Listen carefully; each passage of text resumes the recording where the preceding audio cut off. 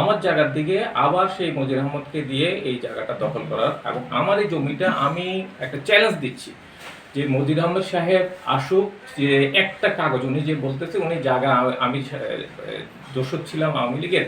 লাকসামের কি মজির আহমেদের ভাই, আমি লাকসামে গত 25 বছর ভাইয়া গ্রুপের জায়গা সম্পত্তি কি আমি দলীয় না ব্যবসায়িক না কোনো কিছুর সাথে ওনাদের প্রতিদ্বন্দ্বী কিছু না, এবং ওনাদের ভাই অন্যান্য যাদের সাথে ওনার বড় ভাই মোহাম্মদ আলী সাহেবের সাথে আমার সাথে ভালো সম্পর্ক ছিল, ওনাদের পারিবারিক একটা মাদ্রাসাতেও আমি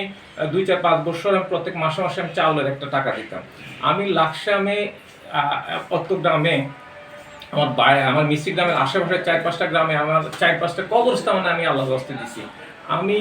লাকসামে না হলে 100-র উপরে মসজিদে আমি আল্লাহর রাস্তায়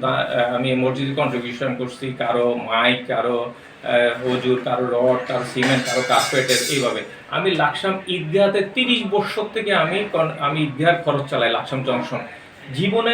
অত্র এলাকার কোনো ব্যক্তি বলতে পারবে না যে আমি এই আওয়ামী লীগের দোসর অথবা কারোর সাথে জড়িত, বরঞ্চ মজির আহমেদ সাহেব আওয়ামী লীগের দোসর হিসেবে মহব্বতের সাথে লিয়াজো করে উনি এই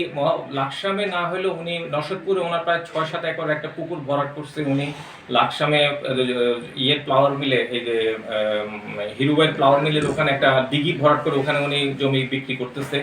এমন মহব্বতের সাথে মিলে, আর আমি মহব্বতের সাথে মিলে এমন কোনো কাজ যে উনি করে নাই, এটা উনি বরঞ্চ ওটা এই আওয়ামী লীগের বেনিফিশিয়ারি। আর আমি জায়গা কিনছি 2000